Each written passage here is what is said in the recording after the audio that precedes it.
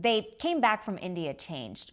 Not so much spiritually, but personally, 100%. No question there. They weren't the same band anymore, and maybe no longer even a band at all. This is a story of how the Beatles, fractured, fatigued, and yet somehow still inspired, made their most divergent, unbridled, and revealing album yet, the White Album, and how in attempting to make something together, they nearly tore themselves apart. So just picture it for a second. It's spring 1968, all over again. The Beatles returned from their spiritual retreat in Rishikesh, India. They had gone seeking peace, clarity, enlightenment, maybe a spot of some healing. But what they brought back was a flurry of new songs and a tangled web of emotions. During their time in India, away from the press, the screaming fans, the ever-present pressure, they wrote dozens of songs. Paul later said that it felt like a summer camp for songwriters. It was meditative, productive, but underneath the surface, those foundational cracks were deepening and real fractures were forming. The White Album didn't start in a studio. It started as the Escher demos. At George's house in Surrey, all four Beatles sat down and recorded acoustic versions of 27 songs.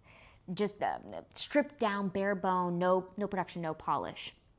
Songs like Blackbird, Julia, Revolution. While My Guitar Gently Weeps, and yes, Happiness is a Warm Gun. This was them, raw, real, unfiltered, inspired. But when they entered Abbey Road, just something happened, or something got lost. The magic started to fray. You know, this was new, uncharted territory.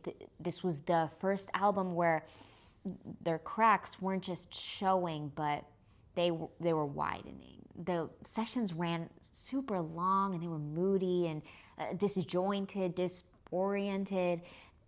John was in love, okay? He was in love with Yoko Ono and she was by his side pretty much the entire time in the studio. The first time a partner had ever been present like that. And it changed the dynamic, it did. I won't even try sugarcoating it. We didn't welcome Yoko in the studio. She sit in the studio with us. No. Excuse me, we're working. Then over here, we got Paul taking on more creative control than ever and really taking on a burden, but also becoming what some felt, to be a bit bossy. Then George started writing some of his best material. He was really blossoming as a writer, but still being sidelined. And Ringo, well, he just left. And I believe we're picking up on a bit of a pattern with Ringo, and I like his style. You know what? He sees mess, he sees upheaval, and he goes, I'm out. But yeah, no, I'm so sorry. I don't want to make light of this because this is serious. This is actually a big deal because in August 1968, Ringo Starr walked out of the band. And he felt underappreciated, and he was. He just felt like he didn't belong anymore. So he flew off with his family to Sardinia, and he was pretty convinced that he was gone for good. He was done. But how does that saying go? You don't realize what you got, so you don't got it no more until it's gone. Anyways. The others soon quickly realized that they needed him. When Ringo returned, he found his drum kit decorated with flowers and a big welcome sign, and there was just this moment of unity, and they made up, and it was so, so sweet. For now. But the message was clear as day. The Beatles were no longer invincible anymore. Despite the tension, the Beatles, as the album was formerly titled, was a massive creative explosion. Instead of one unified voice, this time it was four voices, all tugging at different directions. John gave us surrealism, mystique, darkness. Happiness is a Warm Gun.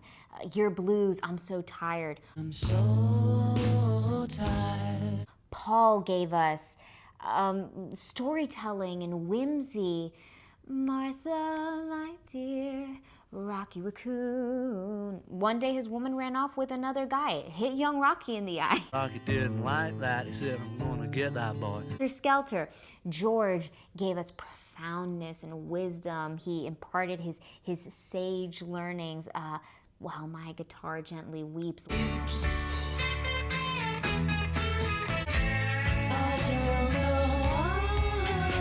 Long, long, long. And Ringo, he got his first solo Beatles composition, Don't Pass Me By, which is kind of poetic in the context of everything. One of the most iconic tracks of the entire album, While My Guitar Gently Weeps, almost didn't get noticed. Astonishing.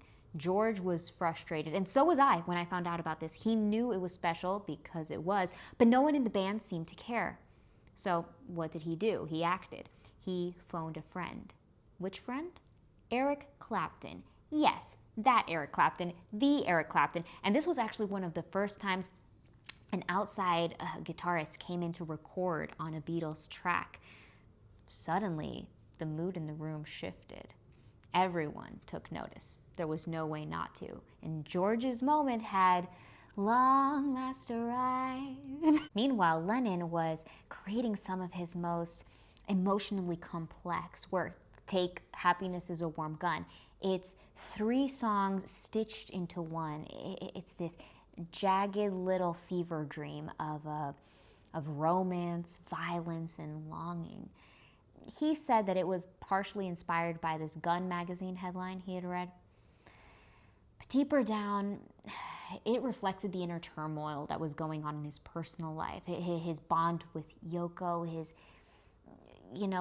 inner demons, the things he didn't want to face, and the change that he wanted to make.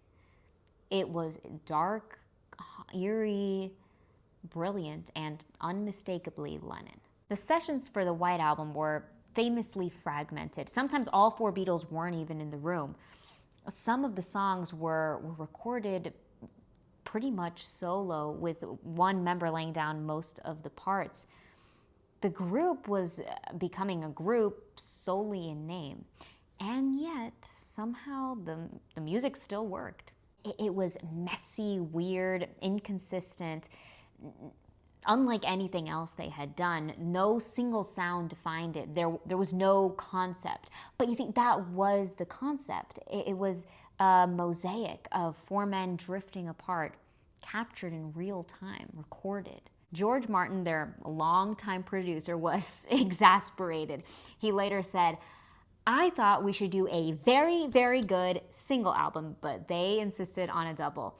And it's true, this thing is long, 30 tracks from lullabies to hard rock, from avant-garde sound collages, Revolution Number 9, I'm looking at you, to acoustic ballads. It was everything everywhere all at once.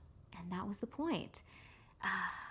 It wasn't meant to be polished and refined. It was meant to depict something honest and raw.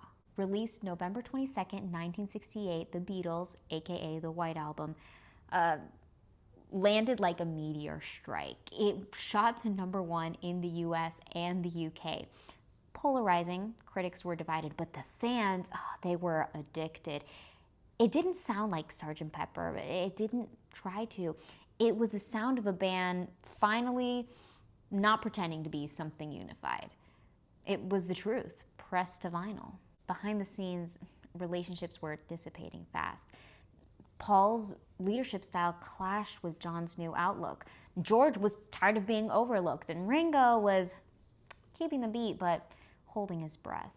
And yet, out of this dismay bloomed something beautiful. Songs like Blackbird, Julia, Dear Prudence, Mother Nature's Son, Savoy Truffle, Savoy Truffle. Each one a window into a soul. They were no longer writing music. They were writing themselves.